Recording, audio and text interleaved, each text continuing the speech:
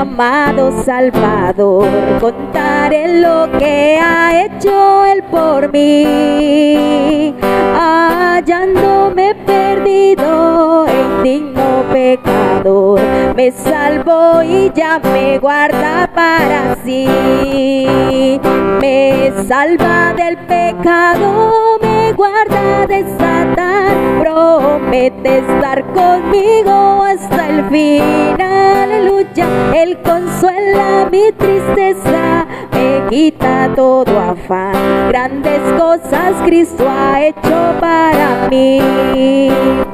Jesús jamás me falta, jamás me dejará, es mi fuerte y poderoso protector.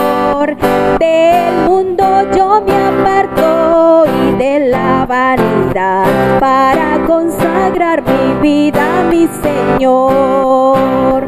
Si el mundo me persigue, si sufro tentación, confiado en Cristo puedo resistir, aleluya. La victoria me asegura y elevo mi canción, grandes cosas Cristo ha hecho para mí. Yo sé que Jesucristo muy pronto volverá, y entre tanto me prepara un lugar en casa de su Padre, mansión de luz y paz. Todo creyente fiel allí ha de morar, llegando a la gloria con Él yo estaré, contemplaré su rostro siempre allí, con los santos redimidos gozoso cantaré, grandes cosas Cristo ha hecho para mí, grandes cosas Cristo ha hecho para mí.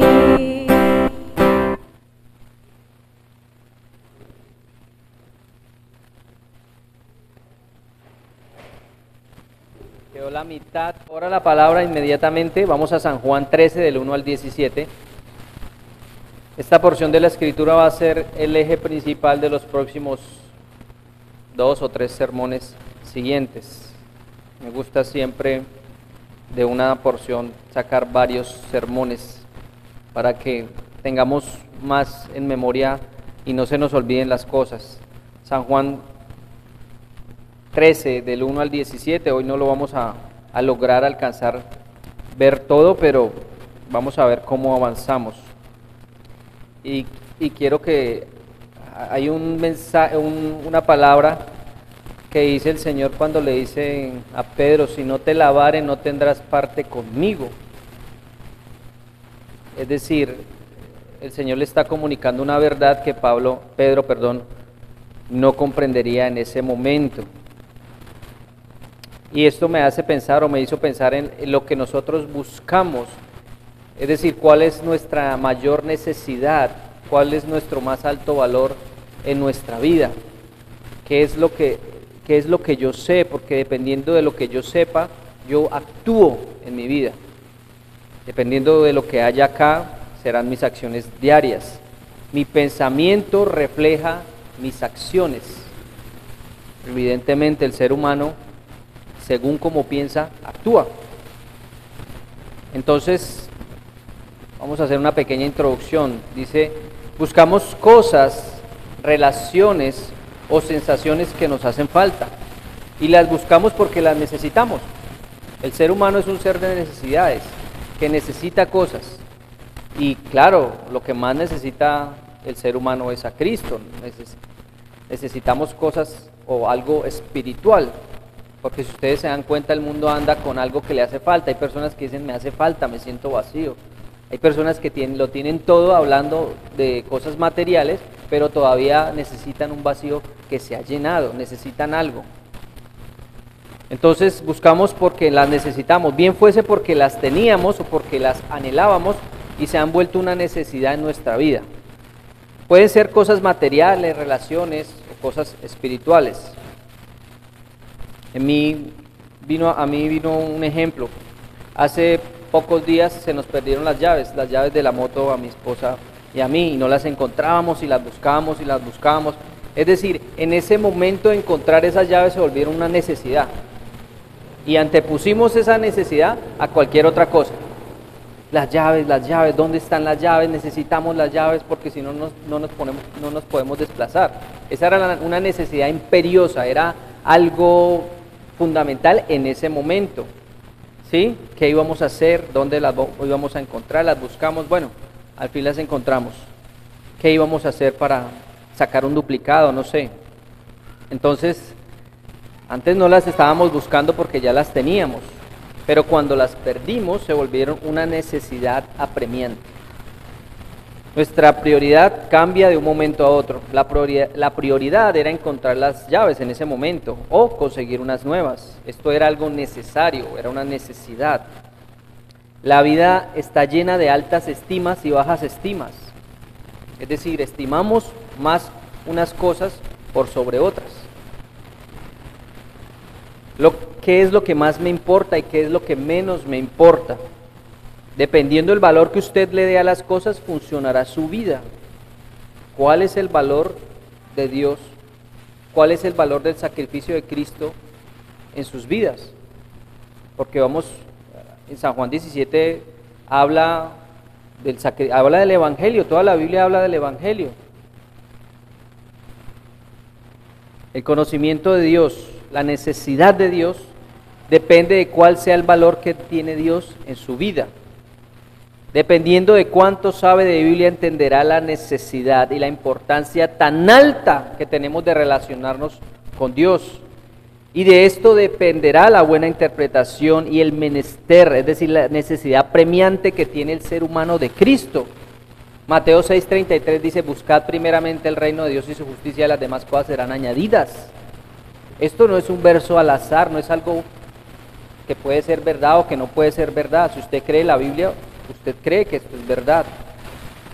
El ser humano necesita de Dios. Él no necesita de nosotros, nosotros necesitamos de Dios.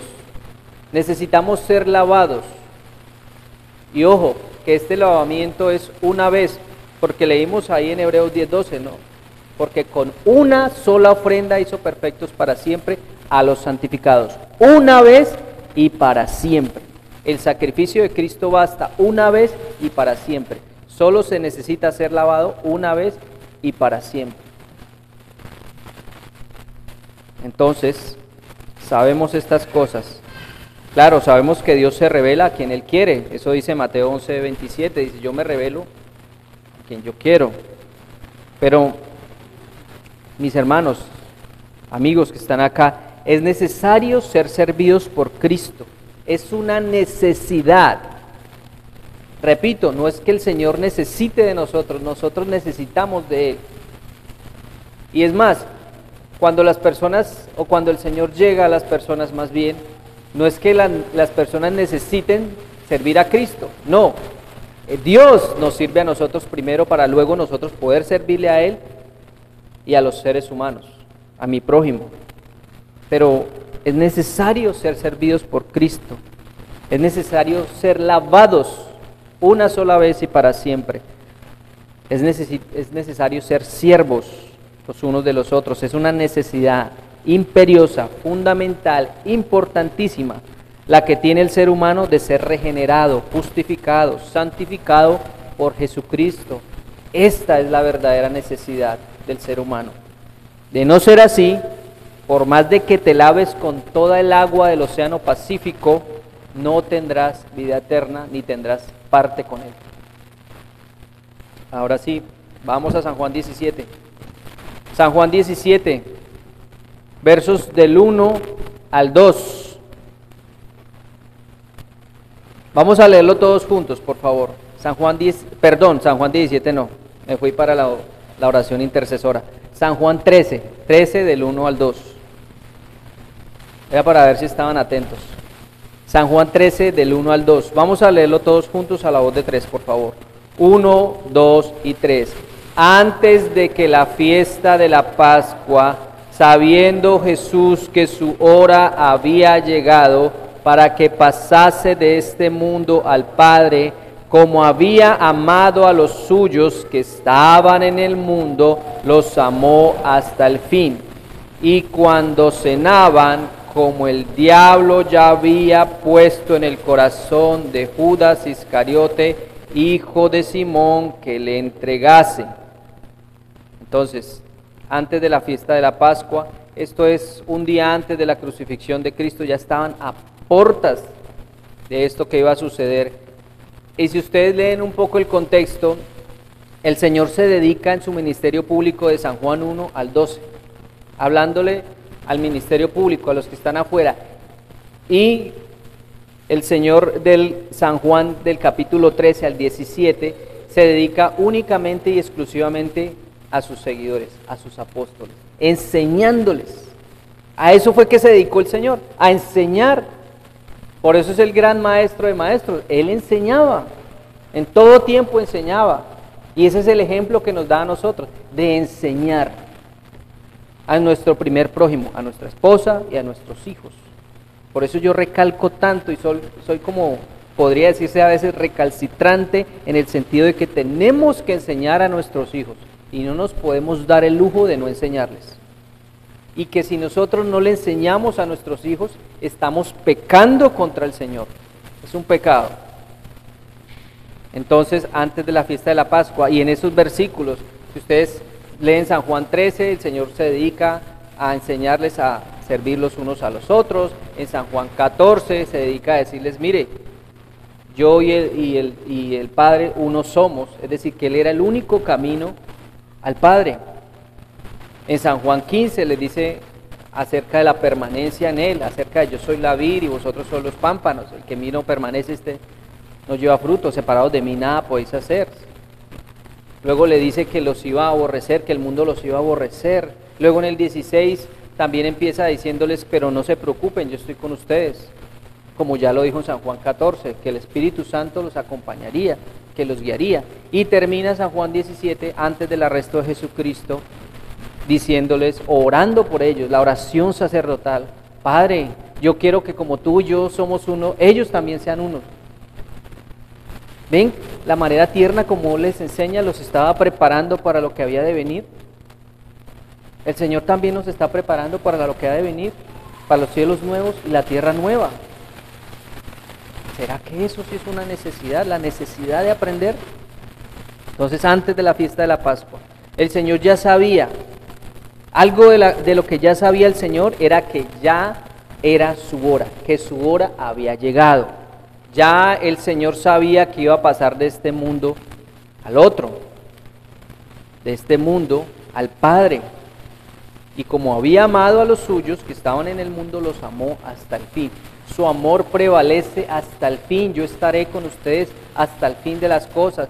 Es necesario que yo me vaya. De lo contrario no vendría el Consolador a ustedes. Y este Consolador los acompañaría hasta el fin del mundo, así como yo los acompaño hasta el fin del mundo. Él sabía que su hora había llegado. ¿Cómo se sentiría usted? Háganse esta pregunta, ¿cómo se sentirían ustedes al saber de que en un día van a morir? Y no van a morir de cualquier forma, van a morir de una forma tortuosa, una forma cruenta, una forma cruel, una forma sangrienta, una forma dolorosa. ¿Cómo se sentirían? ¿Cuál sería su prioridad en ese momento? Yo creo que la mía sería salvar mi vida a toda costa. Yo me iría y me escondería y trataría de no sufrir ese tormento. Pero mire el Señor cómo no quitó su mirada de lo que tenía que hacer. Él venía en una misión de búsqueda y rescate y lo estaba haciendo. Y dice la palabra que su hora había llegado. Él sabía que su hora había llegado. Él sabía para qué había venido al mundo. Él sabía que venía a morir. Lean en Isaías 52, 53, ¿verdad? Esto nos habla del siervo sufriente, de todas las heridas, de cómo iba a ser tratado, y él sabía todo lo que venía adelante. Pero sus convicciones no habían cambiado, sus convicciones seguían siendo la misma. ¿Se acuerdan de lo que les hablé hace poco? Que de acuerdo a cómo se va surgiendo la vida, nuestras convicciones cambian. De acuerdo a nuestras necesidades, mis convicciones cambian, es decir, lo que es alta estima y lo que es de baja estima cambia de un momento a otro en el ser humano. No debería ser así con Cristo. Él debería ser, mi más alta estima siempre, mi más alto valor siempre, sin importar, aun si estoy al borde de la muerte. Porque es que Él dice, sed santos como yo soy santos, imítenme a mí. Y el Señor sabía que su hora había llegado. El Señor en esta enseñanza personal con sus discípulos les estaba enseñando que estaría con ellos, que su amor perduraría siempre, aunque el final es el cielo nuevo y la tierra nueva. Su amor es inagotable, su amor no tiene fin.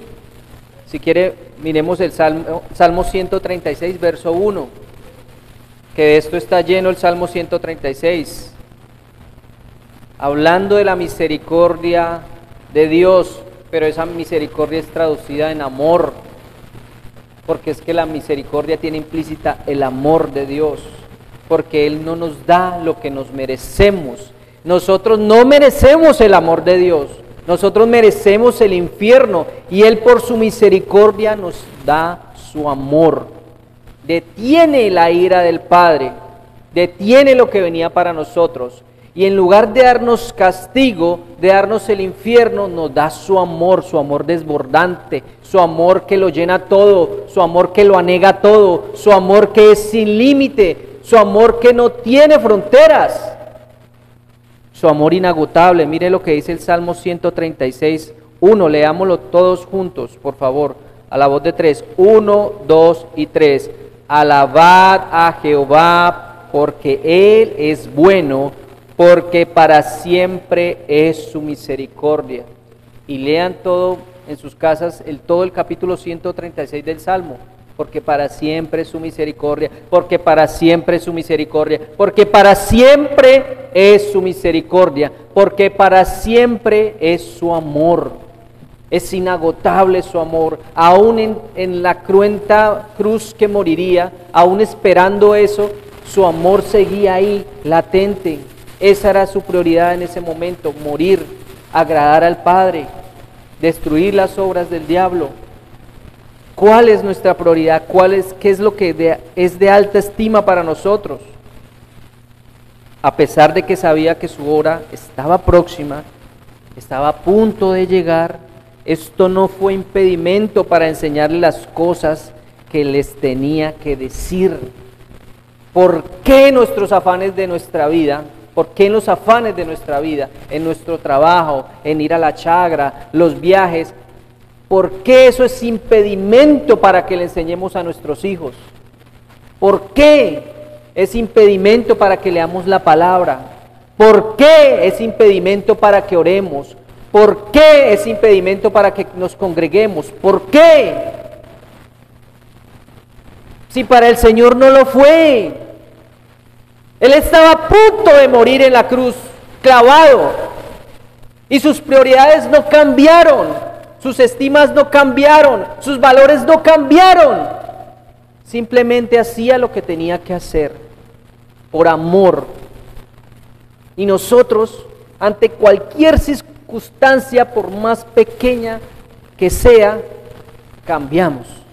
Cambiamos al Señor por un pan, cambiamos al Señor por un paseo, cambiamos al Señor por una ida a la chagra, cambiamos al Señor porque no tengo tiempo, cambiamos al Señor porque es que es muy lejos, cambiamos al Señor. Nuestra prioridad cambia, pero el Señor no cambia. Gracias a Dios por su misericordia, si no seríamos consumidos. Gracias al Señor por su gracia, porque nos da lo que no nos merecemos.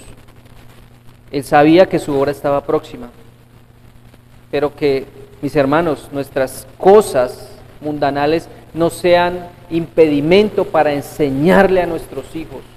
Yo los exhorto, yo les digo todos los domingos, discipulemos a nuestros hijos. ¿Se dieron cuenta cuántos niños tenemos? Y después preguntamos cómo actúan nuestros niños. ¿Se acuerdan que les dije que dependiendo de lo que el ser humano sabe, así mismo actúa? ¿Por qué actúa la juventud de Opes como actúa? Porque no tiene a Dios en su corazón y no los discipulan y nadie les enseña. ¿Cómo quieren que actúen?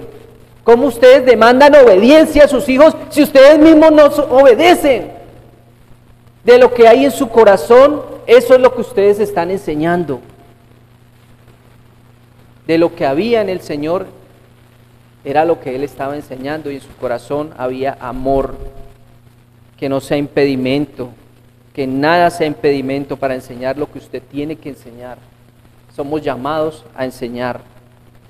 Cual mínima turbación o planes seculares o actividades, incluso también nos desvían de venir a la iglesia, porque a veces tenemos un plan, porque de pronto no estoy bien, porque me siento que estoy mal, porque siento que estoy alejado, o tengo un plan, o tengo que ir a cierto lado. Entonces, por algo tan pequeño cambiamos al Señor, cambiamos el día del Señor, el día de reposo.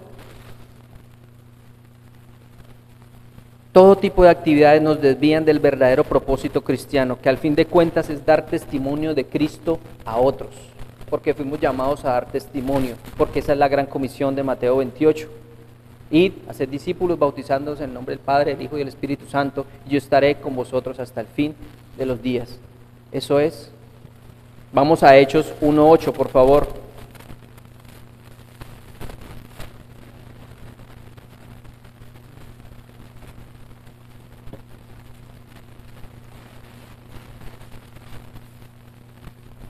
Hechos 1:8, vamos a leerlo también todos, por favor, espero me acompañen. Vamos a ver, a la voz de 3, 1, 2 y 3.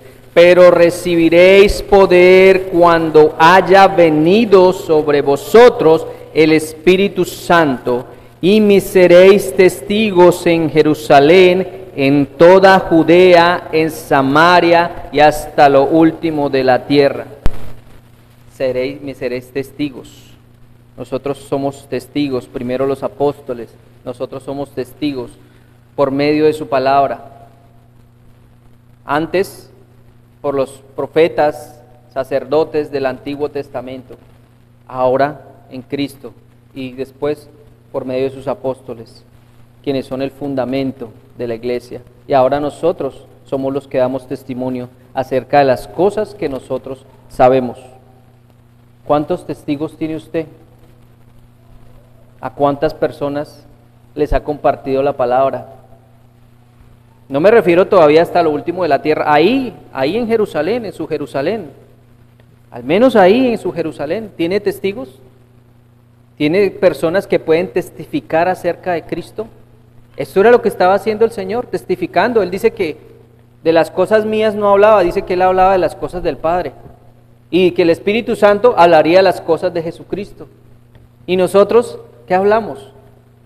El Espíritu Santo da testimonio a nuestras vidas, y nosotros rendimos o damos ese testimonio a otros, y eso es por medio del Evangelio, por medio de su palabra, en Jerusalén, en Judea, en Samaria y hasta el fin del mundo. Debemos dar testimonio y no debemos dejar que nada nos lo impida, que a veces es difícil, a veces no tenemos tiempo, a veces por el trabajo no lo hacemos, pero que eso no sea un impedimento, repito, para enseñarle a sus hijos. Y entonces él ya sabía hacia dónde iba. Mateo 26:2 dice, búsquenlo, Mateo 26:2 dice, como ya saben, faltan 2 días para la Pascua y el Hijo del Hombre será entregado para que lo crucifiquen. Él ya sabía que iba a ser crucificado, se los dijo claramente. Yo voy a ser sacrificado, ya falta poco. Su destino ya estaba marcado por la obediencia al Padre. Es decir, el destino de Jesús estaba marcado por la obediencia al Padre. Su vida fue en perfecta obediencia. Sin importar cuán grande fuese la tormenta, el Señor Jesucristo siempre los amó. Dice que los amó hasta el fin, los seguía amando. Siempre nos amará. Y no hay nada que podamos hacer para que nos ame más. Y no hay nada que podamos hacer para que nos deje de amar. Claro, esto es si se es un hijo de Dios. Su amor es incondicional y no es incondicional. ¿Por qué digo esto? Porque para nosotros poder acceder al amor de Dios, al amor de Cristo, Hay una condición, debemos creer. El único amor incondicional, totalmente incondicional, es del Padre al Hijo, porque es incondicional, sin condiciones. Nosotros necesitamos una condición, creer en Cristo. Pero me refiero a que es incondicional porque no hay nada que nosotros hagamos, es decir, nuestra obra no hace que el Señor nos ame. Solo por afecto de su voluntad. Y debemos estar seguros de esto. Dice Romanos 8, 38, 39, por lo cual estoy seguro de que ni la muerte, ni la vida, ni ángeles, ni principados, ni potestades, ni lo presente, ni lo porvenir, ni lo alto, ni lo profundo, ni ninguna otra cosa creada nos podrá separar del amor en Cristo, del amor de Dios que es en Cristo Jesús, Señor nuestro. Nada nos podrá separar de Él. Su amor permanece. Jesús no estaba absorto en sus propios problemas. Él tendría que afrontarlos, pero eso no le permitía, eso no era razón para que Él se desviara de lo que tenía que hacer. Él no estaba absorto, es decir, no estaba concentrado en sus propios problemas, como a veces nosotros sí lo estamos. Su gran sacrificio que vendría, su muerte dolorosa, humillante, no fue problema para hacer lo que tenía que hacer. Mis hermanos, no somos el centro del universo. Mis problemas no son los únicos. El centro de todo mi universo tiene que ser Jesucristo, tiene que ser su palabra. Jesús amó a sus discípulos hasta el fin. Esto quiere decir con un amor perfecto. Cuando Él dice los amó hasta el fin, es decir, es un amor perfecto, porque el amor permanece. Nuestro amor es un amor imperfecto. A tal punto de que Jesús da su vida por los suyos. Porque, como dice la palabra, no hay un amor más grande que alguien dé la vida por otro. Y ese es el amor más grande demostrado en la cruz del Calvario. Vamos a Proverbios 4:25, por favor.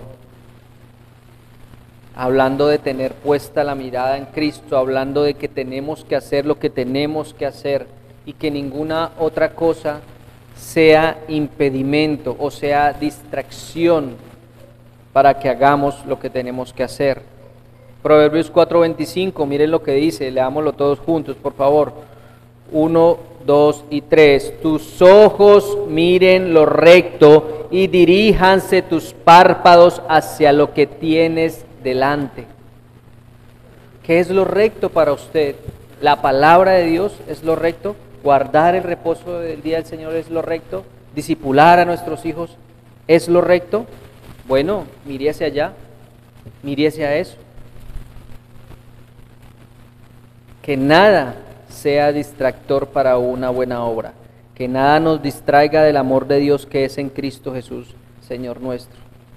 Ahora, todo esto es la antesala para lo que viene ahora. Es una preparación para lo que Él les va a decir ahora. ¿Cuál es el perfecto servicio? ¿Cuál era la razón del Señor? Es decir, ¿por qué les iba a lavar los pies? ¿Qué significaba eso? Es una preparación. Porque es que si usted no está concentrado, si usted no conoce el Evangelio, ¿cómo va a servir a otros?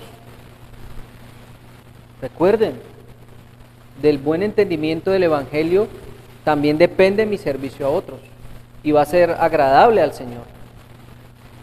Y ellos en ese momento no lo sabrían.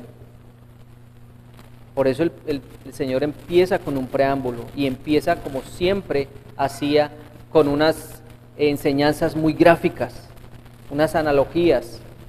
Les iba a decir y les iba a encomendar lo que tenían que hacer y cómo lo tenían que hacer. Vamos a San Juan 13:3, por favor. San Juan 13:3. Entonces, vimos que la primera cosa que sabía el Señor era que su hora había llegado. Eso lo sabía Él. Él lo tenía claro. Nosotros también debemos saber de que nuestra hora llegará.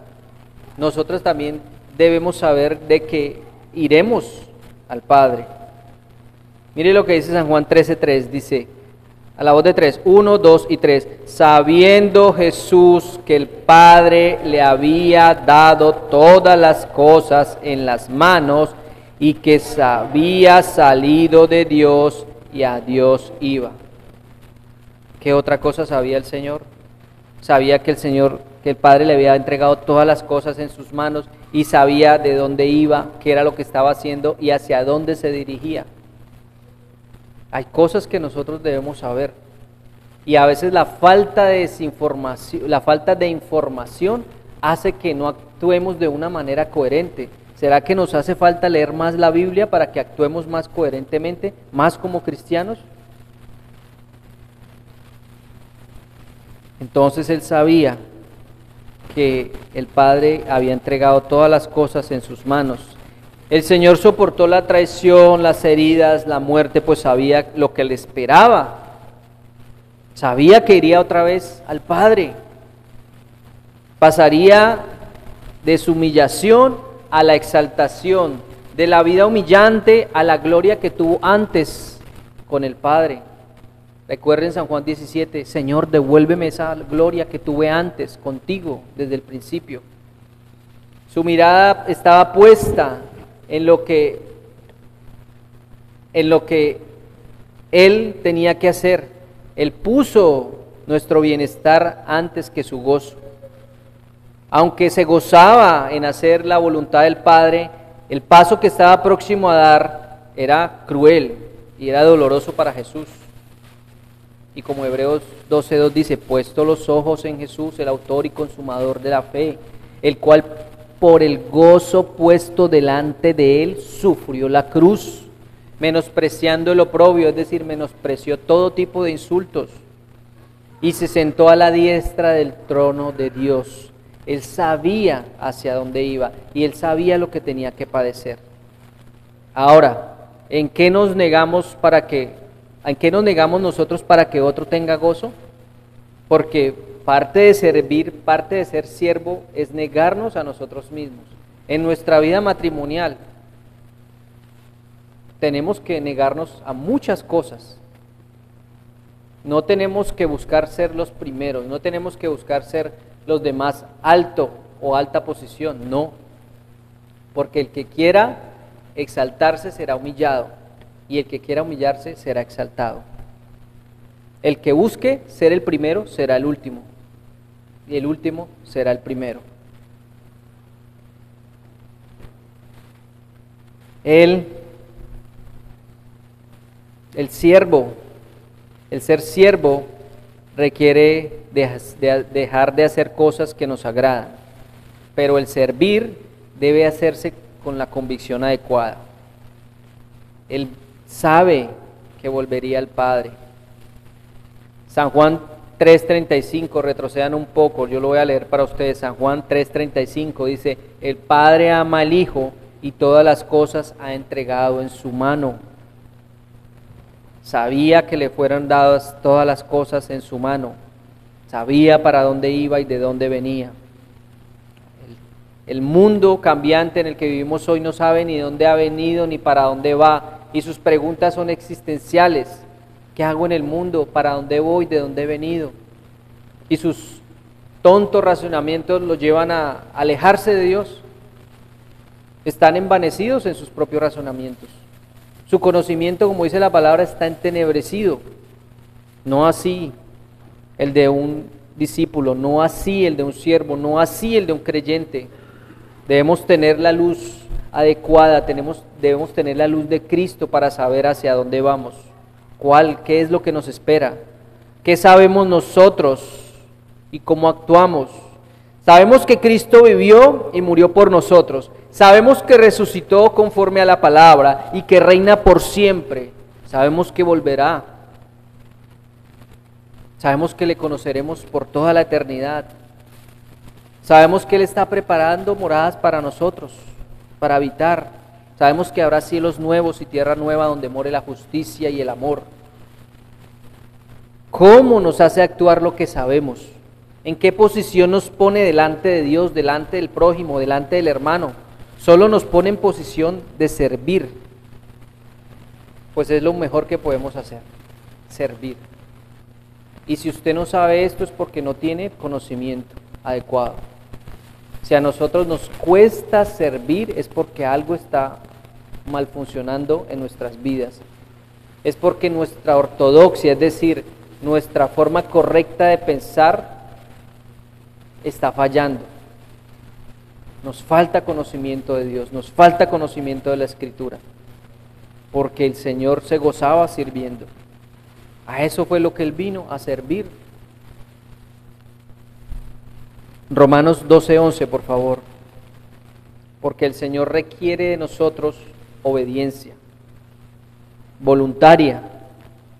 Romanos 12:11 dice, en lo que requiere diligencia, no negligencia, diligencia, diligente a hacer las cosas, prestos a hacer las cosas, no perezosos, fervientes en espíritu, sirviendo al Señor. Pero servir requiere ser diligentes, no perezosos. Vamos a San Juan 13, del 4 al 5. San Juan 13, del 4 al 5. Leámoslo todos juntos, a la voz de 3. 1, 2 y 3. Se levantó de la cena y se quitó su manto, y tomando una toalla se la ciñó. Luego puso agua en un lebrillo y comenzó a lavar los pies de los discípulos y a enjugarlos con la toalla con que estaba ceñido.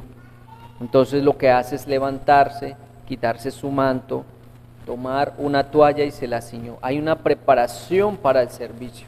Hay algo que usted debe saber para el servicio. Para lavarnos los pies los unos a los otros.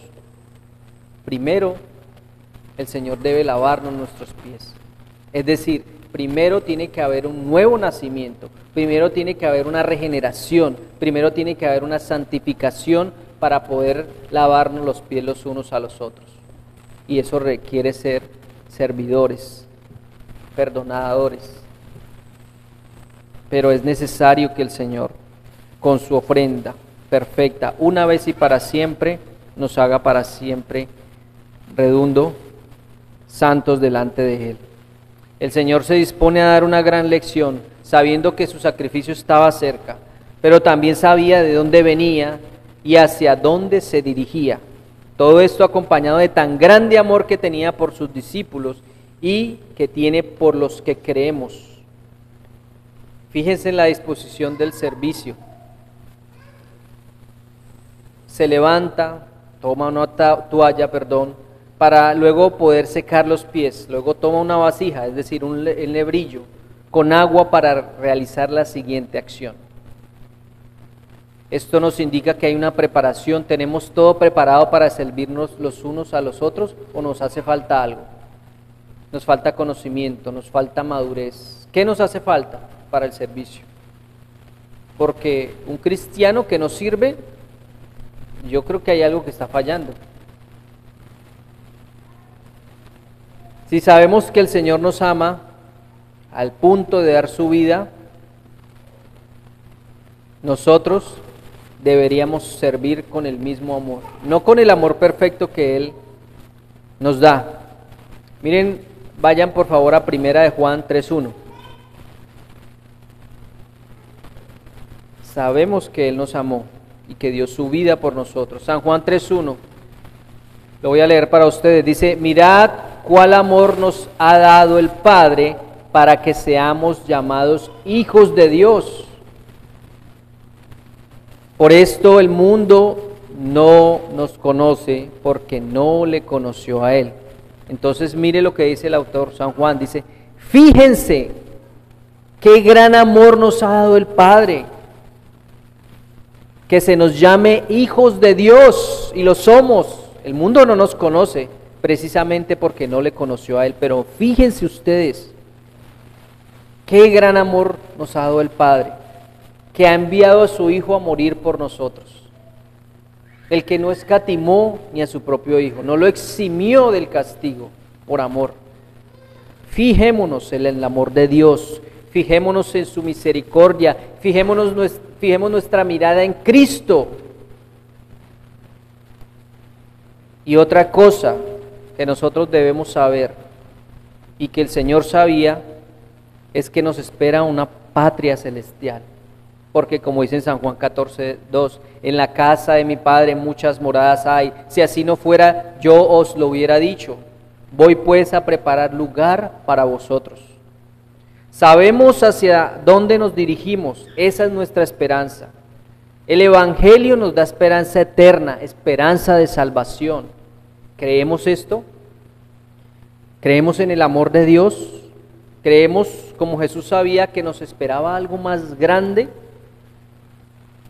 Esto es más que suficiente para iniciar nuestra vida de servicio o para estar preparados para servir cuando nos toque servir. ¿Necesitamos más incentivos? ¿Algo que nos propulse? ¿Acaso el amor de Dios no es suficiente? ¿Acaso el sacrificio de Cristo no es suficiente? ¿Queremos algo más grande? ¿Queremos cosas materiales? ¿Queremos añadiduras? ¿Cuál es su necesidad? Necesitamos a Cristo. El mundo necesita a Cristo. No podemos amar perfectamente o servir perfectamente, pero creemos que el Señor Jesucristo sí lo hizo. Que el deseo de servir sea cada vez más creciente en el cuerpo de Cristo. Que las ganas y el deseo de vivir para Dios sea un valor muy grande en nuestras vidas. Que sea lo más importante y de más alta estima. Pero es necesario ser servido por Cristo, para luego servir a Dios, aunque Él no lo necesite, y a mi prójimo.